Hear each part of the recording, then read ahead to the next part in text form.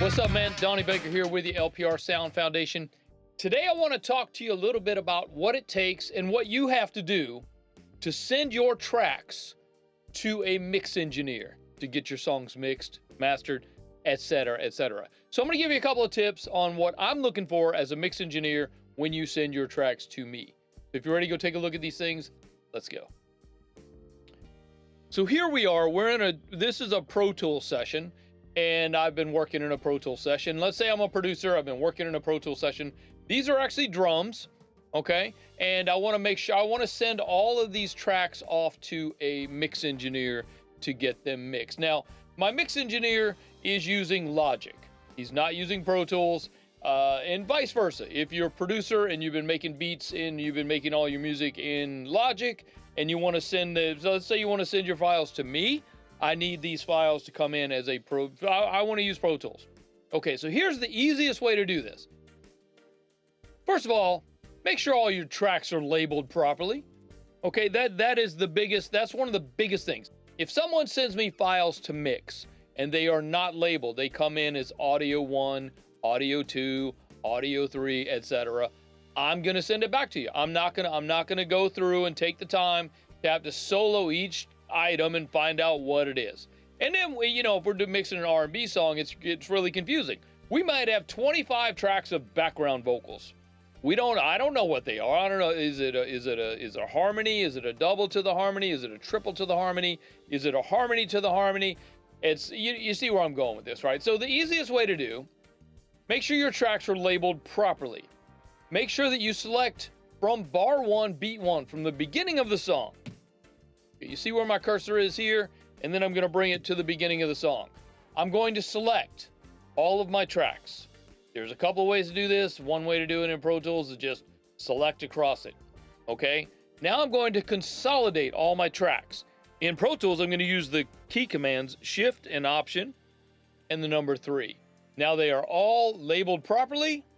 If we look at them, they're all labeled properly and they're all consolidated. While they're all selected, it's Shift Command K, and this is an export. Now, make sure that you send me WAV files, multiple mono, unless they are stereo. Now, this is a problem with Pro Tools.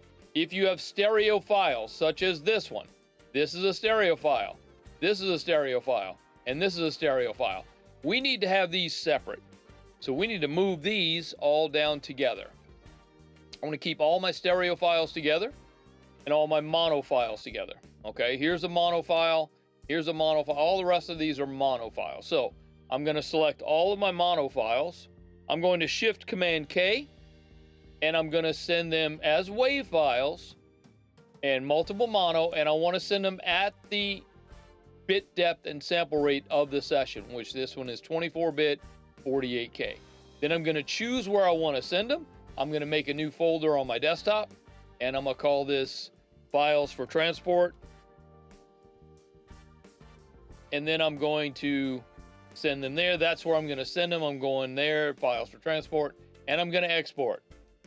Now I'm going to select all my stereo files, and I'm going to do the same thing, Shift Command K, and instead of multiple mono, I'm going to make them interleaved, 24-bit, 48K, still going to the Files for Transport and export. And that is it. Now I'm going to go to my Finder, and go to my desktop, where I made that folder. There's my folder, and I'm going to find a way to send it. I generally like to use WeTransfer. You can use Google Drive. You can use Dropbox. Whatever you like to use to send your folders wherever you need to send them. Again, I personally use WeTransfer. And then I just send it to where I'm going to send it. Now, when it comes back from the other end, all I have to do is import these files into my session, and I am ready to go.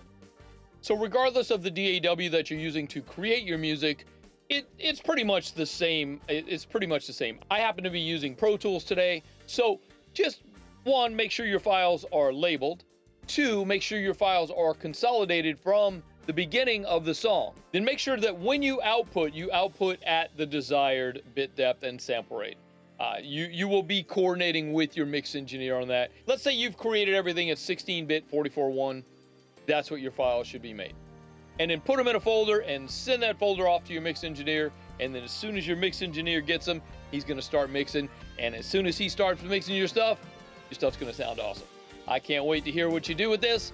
My name is Donnie Baker, and I am out of here.